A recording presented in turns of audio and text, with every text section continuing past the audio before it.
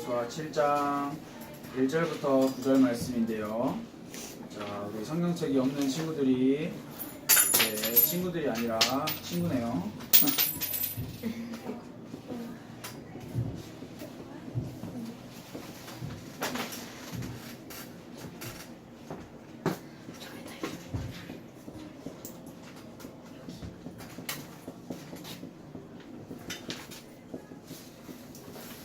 우리 먼저 한번 찾아볼까요? 조금 이따가 해도 괜찮습니다. 우리 성경 말씀 찾아봅시다. 찾을 때까지 기다려줄게요. 여호수아 7장입니다. 여호수아 7장.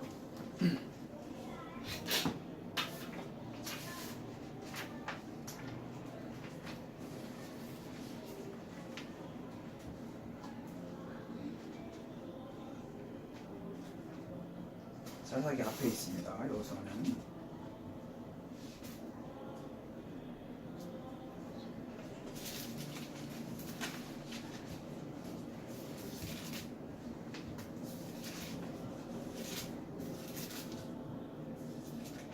자, 우리가 찾았으면 여호수아 7장 1절부터 9절까지를 제가 한 절 그리고 여러분이 한 절 이렇게 번갈아가면서 교독하도록 하겠습니다. 제가 먼저 읽을게요.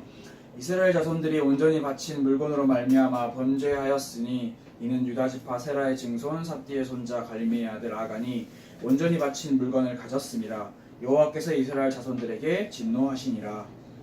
여호수아가 여리고에서 사람을 뱉은 동쪽 에다벨의 대인을 아이로 보내며 그들에게 말하여 이르되 올라가서 그 땅을 정탐하라 하니 그 사람들이 올라가서 아이를 정탐하고 여호수아에게로 돌아와 그에게 이르되 백성을 다 올라가게 하지 말고 2-3천 명만 올라가서 아이를 치게 하소서. 그들은 소수이니 모든 백성을 그리로 보내어 수고롭게 하지 마소서 하므로 백성 중 3,000명쯤 그리로 올라왔다가 아이 사람 앞에서 도망가니 아이 사람이 그들을 36명쯤 쳐 죽이고 성문 앞에서부터 스바림까지 쫓아가 내려가는 비탈에서 쳤으므로 백성의 마음이 녹아 물같이 된지라. 여호수아가 우두짓고 이스라엘 장로들과 함께 여호와의 궤 앞에서 땅에 엎드려 머리에 티끌을 뒤집어 쓰고 정도로 있다가 이르되 슬프도소이다. 주 여호와여 어찌하여 이 백성을 인도하여 요단을 건너게 하시고 우리를 아모리 사람의 손에 넘겨 멸망시키려 하셨나이까. 우리가 요단 저쪽을 만족하게 여겨 거주하였다면 좋을 뻔하였나이다. 주여 이스라엘이 그의 원수들 앞에서 돌아섰으니 내가 무슨 말을 하오리까. 가나안 사람과 이 땅의 모든 사람들이 듣고 우리를 둘러싸고 우리 이름을 세상에서 끊으리니 주의 크신 이름을 위하여 어떻게 하시려 하나이까 하니. 아멘. 우리 오늘 함께 여호수아 7장 1절부터 9절 말씀을 같이 나눠봤으면 좋겠습니다. 혹시 그 주보 받은 거 있나요? 하나씩 좀 부탁드릴게요.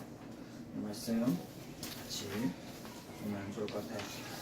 오늘 여호수아 7장의 내용은 이전 6장까지에 봤던 내용과 조금 달라진 환경과 상황임을 우리가 볼 수 있습니다. 바로 이스라엘 백성들이 어디를 향해서 지금 가고 있나요? 아니, 가고 있는 게 아니라 지난주까지 해서 도착을 했어요. 이스라엘 백성들이 가고 있는 곳은 가나안 땅이라는 곳이었고, 지난주에 우리가 지지난주에 계속 같이 봤던 게 가나안 땅에 들어가는 데 있어서 여리고성이 반드시 필요했죠. 이 여리고성을 이스라엘 백성들이 어떤 전투와 전략과 지략으로 싸워서 여리고성을 무찌른 게 아니라 하나님의 명령을 따라서 순종하고 그 명령을 따라서 7일 동안 돌고 마지막 날에 큰 소리로 외쳤더니 여리고성이 무너졌다라고 성경이 기록하고 있었습니다. 여리고 다음 코스가 이제 오늘 아이라는 성이에요. 성 이름이 아이인데요. 아이성 전투가 나오고 있어요.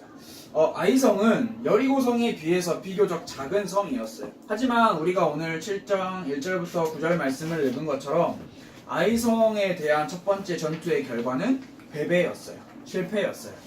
그 이유가 무엇일까요? 성경은 분명하게 애매하게 말하고 있는 게 아니라 분명하게 이야기를 하고 있습니다. 바로 이스라엘 백성들이 놓친 원리가 있는데 그 원리를 어떤 원리를 놓쳤는지, 그리고 신앙생활을 하는 우리의 삶에서 어떤 원리를 우리가 따라가야 될지 한번 같이 나눠보고 말씀을 나누는 시간 되기를 원합니다. 자, 7장 1절에 뉴페이스가 등장합니다. 그 사람의 이름은 바로 아간이라는 사람이에요. 7장 시작하는 1절에서 분명하게 이렇게 이야기를 하고 있어요. 중간 정도에 보면 범죄하였으니 라고 기록을 하고 있어요. 자, 무엇을 범죄했을까? 범죄. 자, 범죄를 했대요. 분명히 범죄를 했다고 성경에서 기록을 하고 있어요. 분명히 잘 나가던 이스라엘 백성들에게 범죄한 일이 발생을 한 거예요.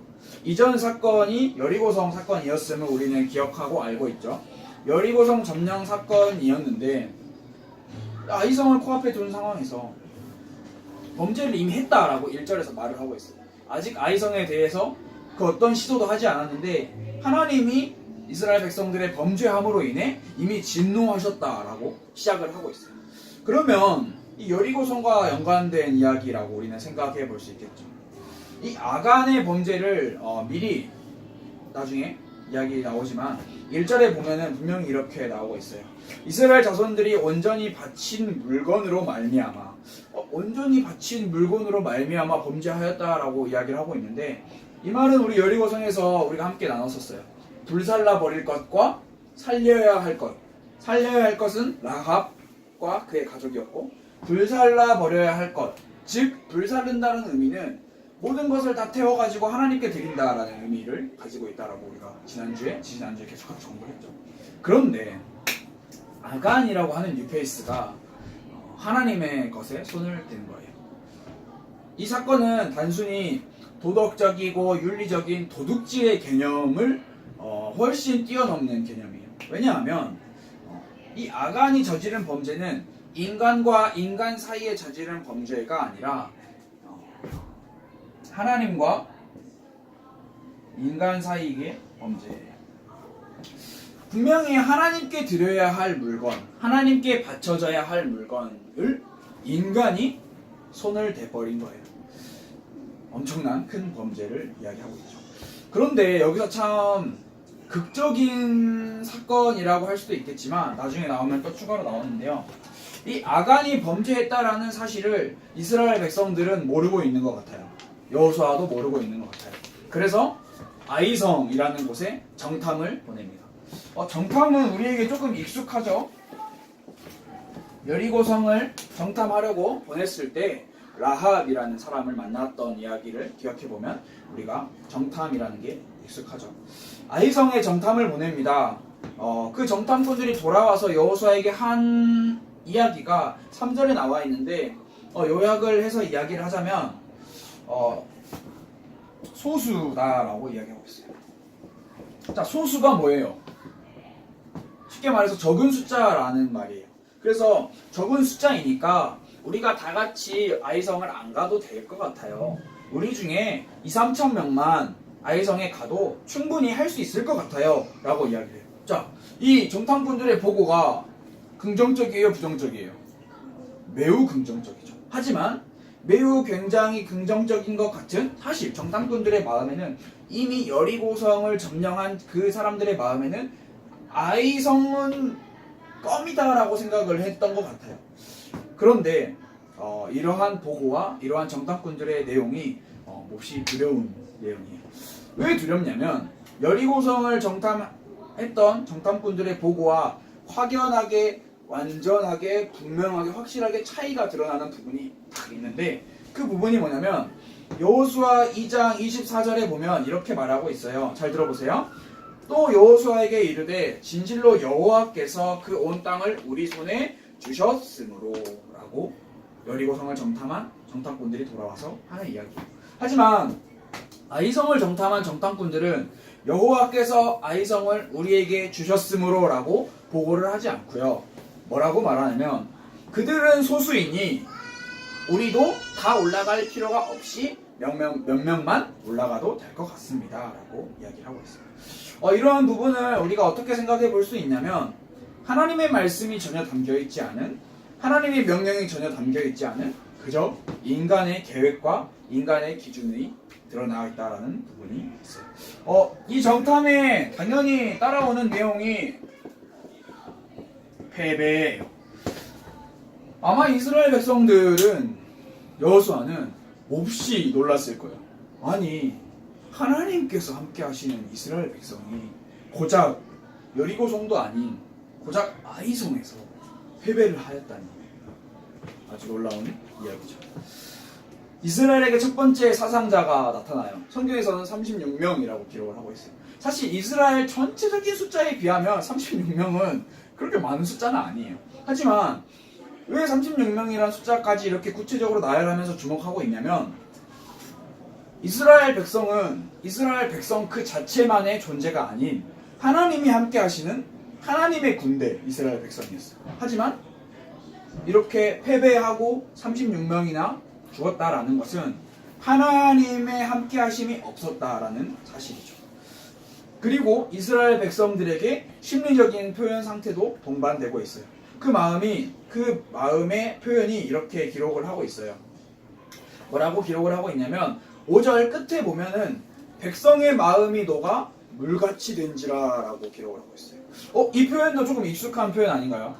저만 익숙한가요? 저만 익숙한가요? 자, 여리고성을 정탐했을 때 라합이 한 이야기가 있었죠. 그들의 간담이 이미 녹아버렸다. 여호와 하나님의 소문을 듣고 이스라엘 백성들의 소문을 듣고 모두 다 녹아버렸다. 하지만 이 상태가 이 패배하고 난 이스라엘 백성의 상태가 마치 여리고성에 있는 하나님을 믿지 않은 사람들의 상태와 별반 다를 바가 없었던 거예요. 별반 다를 바가 없었던 거예요. 이러한 내용이 이스라엘 백성들에게도 생겨버렸죠. 자, 여기서 이제 여호수아라는 인물에 대해서 우리가 다시 한번 주목해 볼 수 있는 내용이 있어요. 6절부터 9절까지의 여호수아가 나타나는데 우리가 성경 말씀을 읽었을 때 여호수아의 심리적인 상태는 몹시 고뇌에 처한 상태예요. 쉽게 말하면 근심, 걱정이 가득한 상태죠. 6절부터 9절에 보면은 여호수아가 하나님 앞에 엎드려 기도하는 장면이 나와요. 여호수아는 이러한 이스라엘의 패배가 자신들의 전략과 전술 문제가 아니라는 것을 재빨리 인식했어요. 아주 대단한, 아주 뛰어난 내용이었죠. 즉 하나님의 도우심, 하나님의 개입하심이 없는 것에 대한 두려움을 여호수아는 재빨리 느꼈던 거예요. 여호수아는 이스라엘 백성들이 패하고 36명이나 죽고 돌아왔을 때 이스라엘 백성의 그 어떤 장수나 이스라엘 백성의 그 어떤 장군들에게도 야 너희는 왜 그것밖에 못해? 야 너희는 왜 지고 왔어? 너희는 왜 그렇게밖에 계략과 전술을 짜지 못해? 라고 이야기하지 않나요? 여호수아가 한 행동은 분명히 성경 말씀에 기록하고 있어요. 옷을 찢고 땅에 엎드려 머리에 티끌을 뒤집어 쓰고 기도를 했다. 이 구약 성경에서 나오는 하나님 앞에 사죄하고 용서를 구할 때 하는 표현이에요. 흔히 하는 표현이 옷을 찢고 땅에 엎드려 먼지를 뒤집어 쓰고 기도를 하죠.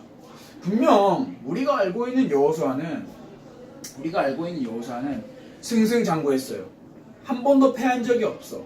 아말렉과의 전투에서 처음에 등장했을 때도 패한 적이 없이 쭉 쉽게 말해서 소위 잘 나가는 사람이었어요.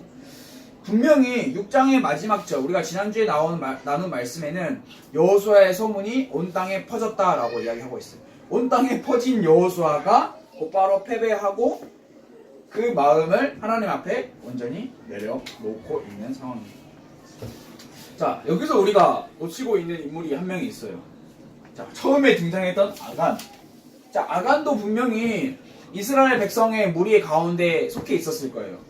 분명히 내가 뭔가 죄를 지은 것 같은데 내 죄가 여호수아가 이렇게 고뇌하고 근심하고 걱정하는 부분이 아간 나 때문인가 라고 생각을 하고 있었을 수도 있어요. 근데 그 부분에 대한 부분은 다음 주에 아간에 대한 구체적인 내용은 우리가 나눠보면 좋을 것 같아요. 자, 그래서 오늘 마지막으로 말씀을 같이 정리하면서 이번 주 한 주간 또 여러분이 마음에 담아둬야 할 부분을 같이 이야기해 볼 건데요. 바로 우리가 하고 있는 계속해서 강조하면서 이야기하고 있는 이 신앙생활, 예? 원리가 있어요. 신앙생활은 어떻게 하는 거고, 신앙생활은 무엇에 근거해서 하는 거고, 신앙생활은 어떤 방법으로 해야 되는지 참 많은 사람들이 궁금해하는 부분이에요. 마치 내가 무언가를 할 수 있다라는 생각이 참 많이 나타나는 게 신앙생활이기도 해요. 우리는 효율적이고 효과적인 것을 참 좋아하죠. 어느 누가 비효율적이고 비효과적인 것을 좋아할까요? 분명한 것은 세상의 논리와 세상의 원리와는 신앙생활의 원리는 조금 차이가 있어요. 확연한 차이가 있어요. 세상이 말하는 원리, 세상이 말하는 논리는 이렇게 말을 해요. 내 영향력을 드러내기를 원하고요. 그리고 크기와 세력으로 무언가를 판단하는 것을 원해요. 크면 대단하고 와 사람이 많으면 와 저건 대단하다라고 이야기해요. 하지만 성경에서는 그렇게 이야기를 하지 않고 있어요. 전적으로 성경에서 말하고 있는 신앙생활의 원리는 뭐냐면 자, 한 사람 이 개인의 영향력이 중요하냐? 아니고요. 크기가 중요하냐? 아니고요. 또 어떤 힘의 균형이 중요하냐? 아니라고 이야기를 하고 있어요. 그리고 성경이 말하는 신앙생활의 원리는 뭐냐? 바로 하나님이라는 사실이에요. 우리가 너무 익숙하게 잘 알고 있는 하나님이라는 사실이 우리가 가장 쉽게 잘 놓치고 있는 부분이기도 해요. 우리가 세상이 매달리고 있는, 세상이 가지고 있는 그러한 것들을 똑같이 개인, 크기, 힘에 의해서 신앙생활을 하려고 하면 분명히 막히는 부분이, 힘든 부분이 반드시 있어요. 자, 우리는 그러면 어떤 신앙생활의 원리를 가지고 살아야 하냐? 그게 아주 중요한 부분인데요. 그 부분은 바로 은혜의 원리예요. 자, 은혜의 원리가 무슨 말일까요? 은혜의 원리가 무슨 말일까요? 다른 게 아니에요. 신앙생활은 은혜로만 할 수 있다라는 거예요. 신앙생활은 하나님의 은혜가 있어야 된다라는 거예요. 우리가 매일매일 하나님 앞에 엎드려서 기도하라고 많은 목사님들 그리고 저희 교회에서도 이야기하죠. 매일매일 하나님과 나와의 관계를 점검하고 돌아보고 하나님 앞에 기도하는 시간을 꼭 가지세요 라고 이야기를 해요. 근데 세상 사람들이 보기에는 그 시간이 비효과적인 것 같고 비효율적인 것 같아요. 아까워요. 왜? 그 시간에 다른 거 할 수도 있는 것 같고 그 시간에 내 개인의 크기와 힘을 더 키울 수도 있는 것 같아요. 또 무언가를 할 수 있다고 생각해요. 하지만 우리는 매일매일 하나님 앞으로 나아가야 할 분명한 이유가 있어요. 하나님, 제가 오늘 이런 일을 해냈어요. 하나님, 제가 오늘 이런 일을 이루었어요. 라고 하기 전에 하나님, 오늘도 제 인생에는 하나님의 은혜가 필요해요. 하나님, 은혜를 주세요. 하나님이 주시는 그 은혜로 살아가게 해주세요. 라고 고백을 할 수 있는 거예요. 왜? 대체 왜? 우리의 주인은 내가 아닌 하나님이기 때문에 우리의 주인에게 우리는 매달릴 수 있는 거예요. 하나님께 매달릴 때 하나님께서 그 은혜를 허락해 주셔서 우리가 무언가를 하지 않아도 하나님께서 알아서 해주시는 게 그게 바로 분명한 신앙생활의 원리예요. 우리가 내 힘을 키우고 내 크기를 키우고 나라는 영향력을 뽐내고 드러내려고 안 해도 그렇지 않아도 하나님께서는 자기를 찾는 자의 기도를 절대 외면하지 않으세요. 자기를 찾는 자의 삶을 절대 외면하지 않으세요. 우리의 신앙생활의 원리는 바로 여기에 있어요. 이번 주 한 주간 학교도 가고 또 집에도 있고 그리고 학원도 가고 여러분들이 많은 곳을 다니고 어디든지 가겠죠. 여러분이 가기 전에 가서든지 돌아와서든지 중요한 거는 한번 이번 주 한 주간 동안 생각을 해보세요. 내가 하나님 앞에 은혜가 필요해요 라고 고백하는 시간이 반드시 있었으면 좋겠어요. 별로 어렵지 않고요. 별로 힘들지 않은 시간이지만 우리가 참 많이 놓치고 살아가는 거예요. 분명히 기억을 했으면 좋겠어요. 인간의 힘으로 무언가를 하려고 계획하고 생각할 때 곧바로 따라온 게 패배였어요. 우리도 마찬가지로 하나님께서 우리에게 주시는 은혜로만 살아갈 수 있다라는 그런 고백을 돌리는, 하나님께 드리는 우리 이번 주 한 주간이 됐으면 좋겠습니다. 제가 기도하겠습니다.